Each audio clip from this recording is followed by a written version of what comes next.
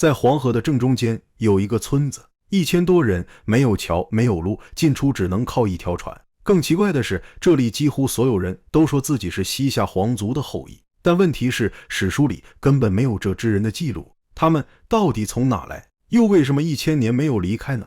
村子裡的人大多姓一個罕見的姓氏拓，這個姓你翻百家姓找不到，它是從拓跋簡化來的。拓跋是鲜卑貴族的姓，後來西夏皇族也沿用了這個體系。1000多年前，西夏被蒙古所滅，一支拓跋族人消失了，史書上沒有記載他們去了哪裡。有人說他們就在這個村子裡。這個村子裡有些人的長相藍眼睛、黃頭髮、高鼻梁，放在人堆裡你一眼就能看出不一樣。可他們一開口是地道的西北方言，戶口本上寫的也是漢族。他們到底是誰呢？這個地方叫南長灘，黃河進入寧夏後的第一個村子，也是即將消失的最後一個村。從中衛市區出發往南開，一開始還是柏油路，開着開着路就沒了，最後20公里手機信號也没了，路被大水冲得坑坑洼洼，一邊是山崖，一邊是深溝，每一個急轉彎後面都是同樣的荒山。開久了你會開始懷疑自己是不是走錯了，直到你聽到黃河的聲音，不是嘩嘩的流水聲，是那種低沉的持續的轟鳴，像有什麼巨大的東西在地底下翻滾。你沿着聲音開，前面的路卻突然斷了，面前的是黃河，黃色的水不寬，但對岸在幾百米外，河邊停着一艘鐵皮船，沒有發動機，沒有船艙，就是一個平板，上面焊了幾根欄杆，船頭和船尾各拴着一根鋼纜，鋼纜連着河對岸，船工拉着鋼纜，船就順着水流飄向對岸，這就是進村子的唯一方式。但在鐵皮船之前，南長灘人用了幾百年羊皮筏子，那是黃河上最古老的交通工具，吃水淺，浮力大，一個人就能扛着走。過去南长灘人用它把紅棗和香水梨運出去，換回大米、鹽巴和日用品。從羊皮筏子到鐵皮船，千百年來，船是南長灘與外界的連接。開船的是個60多歲的老人，姓李，李進武。南長灘村村民從1996年開始在這條河上擺渡，已經整整30年了。從羊皮筏子到鐵皮船，他的皮膚被河風吹得黝黑，手上全是老繭。他在這條黃河上擺渡了大半輩子，但他說自己可能是最後一代了，因為已經沒有年輕人願意接班了。這艘大船是他借錢造的，他自己帶了10萬，兒子又帶了8萬，一共18萬。之前那艘船太小了，去年梨花節車在河邊堵成一團，他站在岸上看了一會兒，回去就跟兒子說弄個大的。18萬對一戶西北農村家庭來說不是小數目，一個60歲的擺渡人不知道還要幹多少年才能還清，但他沒怎麼猶豫。當村子困難的時候，村民過河，他一整年1分錢都沒收，只要這個地方旅遊發展起來，日子就好過了，來的人多了，南長灘人也就好過了。說這話的時候，他拉着鋼纜，眼睛盯着前方，船身在水流中輕輕搖晃，鋼纜發出低沉的摩擦聲。船到對岸，他跳下船，把缆繩拴在石墩上，動作很利落。他在這條黃河上擺渡了快30年，從最早5毛錢一趟，到現在有時候一天拉100輛車，3個大巴，4個子女，書都沒怎麼念成。但他說人都壯着呢。問他幹這個圖什麼，他笑了笑，說了一句話：好人到最後都有好報呢，我就等着。他每天在黃河上來回擺渡是他的生計，也是這個村子與外界的唯一連接。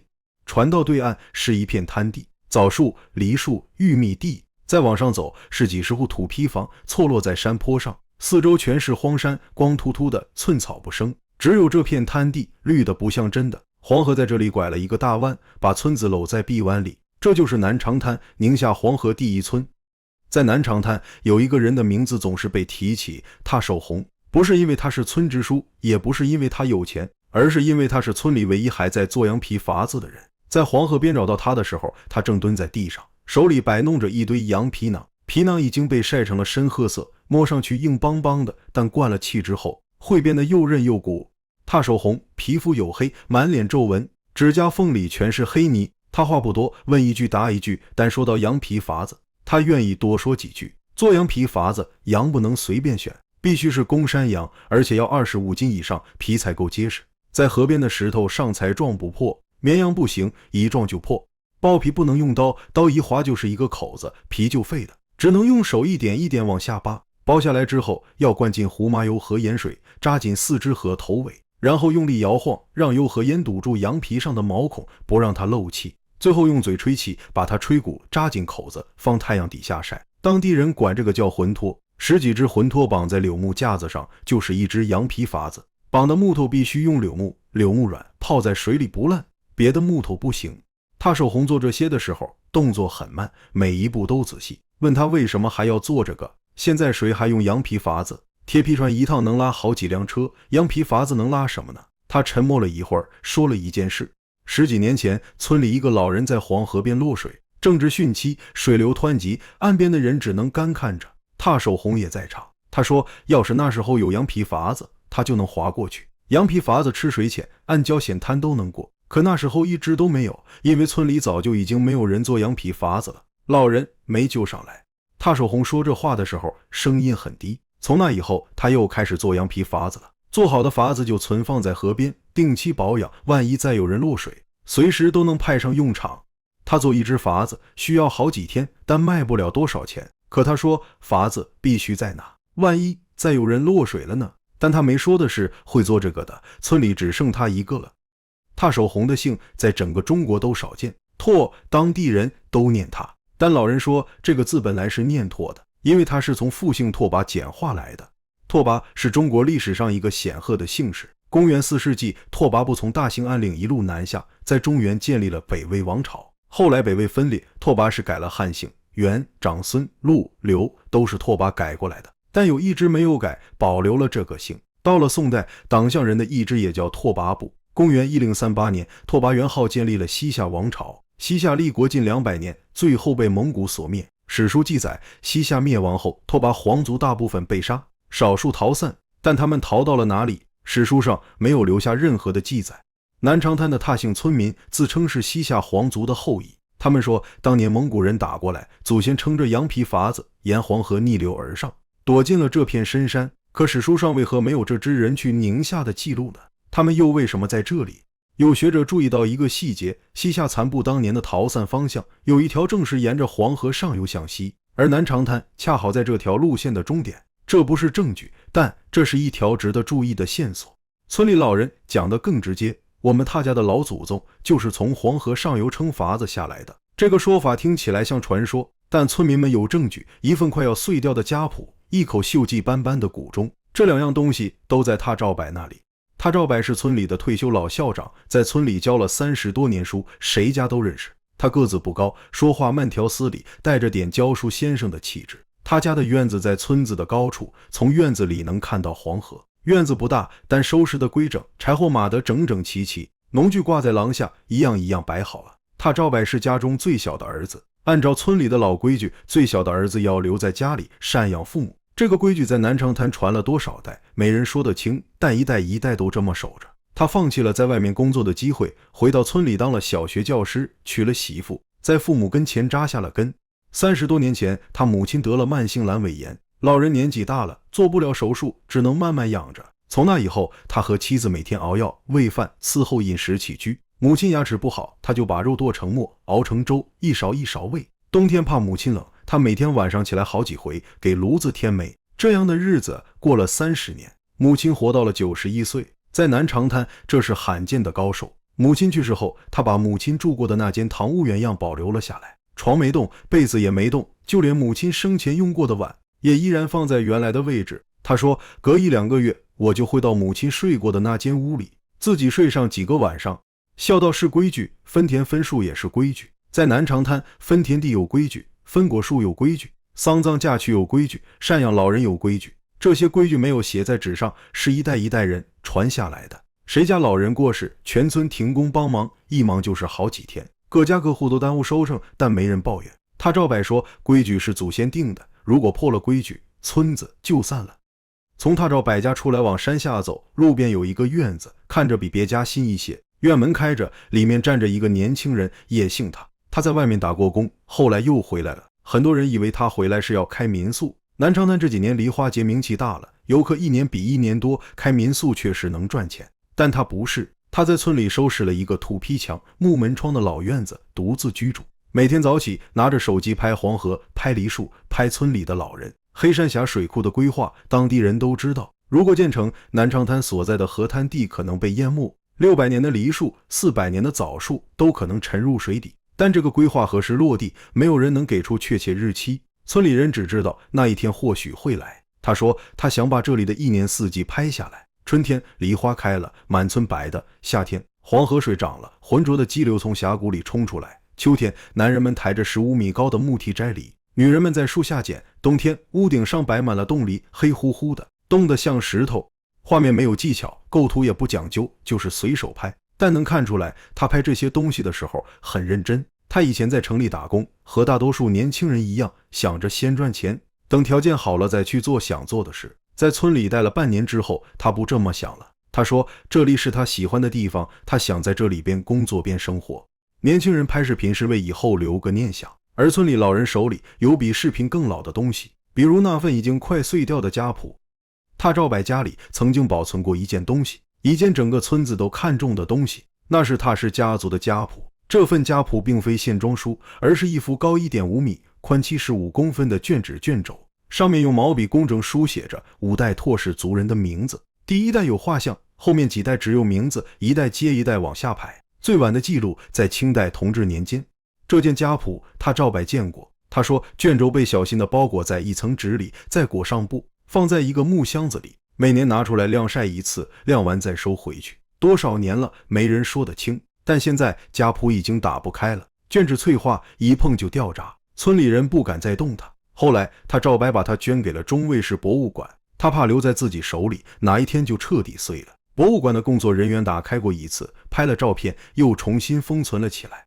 從那些照片裡能看到家譜上寫着4個字“皇親代子”，這4個字到底是什麼意思呢？沒有人說得清。村裡的老人猜測，皇親或許是指皇室的親戚，代字可能意味着等待賜予某種身份，但也只是猜測，它至今仍是一個謎。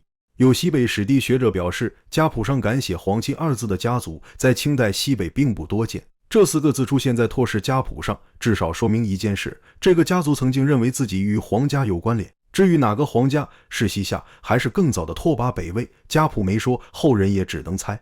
他趙柏也不知道，他只知道這4個字在老一輩人嘴裡傳過，傳到他這裡只剩下字面意思了。我們他姓的人往上推10輩是一個祖先，整個村子姓他的都是一家。在村裡還有一件老物件，一口鐘，不是寺廟裡那種大鐘，這口鐘要小得多，鑄鐵的，表面鏽成了深褐色，鐘身上刻着字，一行一行全是人名，仔細辨認能看到他字反复出現，還有一行字寫的是道光年間，距今不到200年。但這口鐘的發現過程比鐘本身更有意思。前些年村裡有個年輕人聽說了西夏皇族後裔的傳說，認定自家院子裡埋着寶貝，他買了一台金屬探測儀，在村子裡到處探，賣場裡、果園裡、老宅地基上一寸一寸的掃，掃了好幾天，儀器響了，他挖開土，挖出了這口鐘，沒有金銀，沒有珠寶，就是一口生鏽的鐵鐘。年輕人很失望，他把鐘拖回家，靠在牆角，第2天就收拾行李外出打工去了。鐘留在了老宅裡，再也沒人管。後來有學者來村裡考察，看到了這口鐘，鐘上的人名和道光年號至少能證明一件事，在清代他是家族在這裡生活，並且有財力鑄造這樣一口鐘，放在家廟裡供奉。不過家廟已經不在了，上世紀60年代被拆毀，廟裡的碑也被砸碎。村裡人記得那塊碑上刻着祖先的事跡，但誰也說不清碑上到底寫了什麼。家譜破了，碑碎了，鐘也鏽了。他趙柏說這話的時候，語氣平靜，像是在說一件跟自己無關的事。但他說完又沉默了很久。那麼南長灘的踏姓村民到底是不是西夏皇族的後裔呢？學術界沒有定論，專家们吵了幾十年，有人說是西夏後裔，有人說是鲜卑後代，有人說證據不足，誰也說服不了誰。有記者問他趙柏怎麼看，他指了指身後的院子，說祖先傳下來的規矩，一代一代守着，這個不會錯。他說的不會錯，不是指血統，是指他每天早晨推開院門看到的黃河，是指他家屋後那棵600年的梨樹，是指他母親睡過的那間堂屋。這些是真的，不需要專家來證明。但家譜上的那4個字皇親代子仍然是一個謎。他掛在牆上，在中衛市博物館的庫房裡，卷紙已經脆得不能再碰，上面的字跡卻還看得清。他等着有人來解開，也可能永遠也解不開了。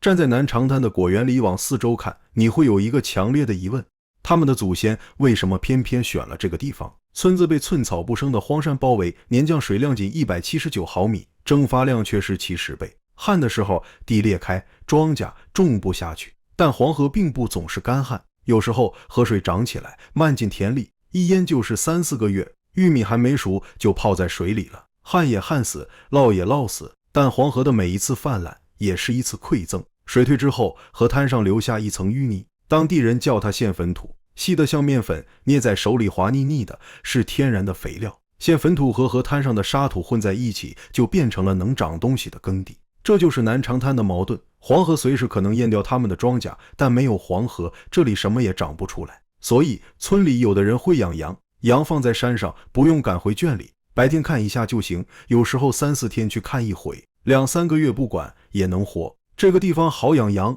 村民說這話的時候，語氣裡帶着一點慶幸。環境是苦，但他們總能找到活下去的辦法。祖先撐着羊皮筏子逆流而上，發現這裡就再也沒走。果園裡最大的一棵梨樹在村子東邊，樹幹粗到需要3、4個成年人才能合抱，樹冠鋪開來，占地1畝多。村裡人叫它梨王。沒有人能確切說出這棵樹是誰種的，種於哪一年，但按照樹齡推算，林業專家給出的估測是600年以上。那時的中國還是明朝，梨王至今還在結果，收成好的年份，一棵树能摘5000斤梨，普通梨树能結200斤就算不錯了，5000斤是它的20多倍。村裡像這樣的老梨樹不止1棵，樹齡超過100年的有169棵。每年春天，梨花一開，滿村雪白，梨樹能長到將近20米高，果子結在最高的枝頭上。南長灘人用一種延續了幾百年的大梯子摘梨，梯子呈三角形，木頭做成，高15米，重3、400斤的幾戶人家一起抬。摘梨的時候，年輕的爬上去用長杆钩，年老的在地面上指揮，挨家挨戶一起摘完。先摘誰家的，後摘誰家的，誰爬高誰在下面，都有不成文的規矩。這種梯子用了多少年，沒人記得。南長灘的梨叫香水梨，剛摘下來是硬的，咬一口酸澀，但到了冬天，它會發生奇妙的變化。村民把梨放在屋頂半敞開的棚子裡，冬天一凍，梨從黃變黑，果肉化成汁水，吃的時候放在涼水裡解凍，剥掉皮，吸一口，酸甜冰涼。在冰箱普及之前，這種凍梨能保存3個月。這是祖先留下的法子，沒有文字記載，一代一代口傳下來的。600年來，每年冬天，南長灘的屋頂上都會擺滿凍梨，因此南長灘自古就有一條鐵規，梨樹和棗樹不能砍。幾百年的老樹是祖先留下的財產，也是一代一代人的飯碗。樹砍了，後人吃什麼？分數也有規矩，不是誰家占得多誰就富，是按人口平均分。每年冬天，村裡人把所有的果樹按產量和品質打分，再按每家人口總數平均分配。樹多的不多占，樹少的不少分。分田、分房、分紅白喜事的份子錢，都是這個邏輯。每一份資源都太珍貴了，不能爭，不能搶，只能平分。